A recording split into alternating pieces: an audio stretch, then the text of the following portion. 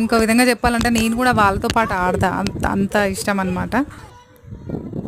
1 week ఉంటాం, 2 రోజులు ఉండం, 5 రోజులు ఉంటాం. ఏ మీ మమ్మీ బట్టలు లేవా? అమ్మ బట్టలు వేసుకుంటా నేను, ఆ పెద్దమ్మ వేసుకోనా? నీ బట్టలు ఇస్తావా అక్కకి? ఇయ్యవా? మరి ఏం చేయాలి?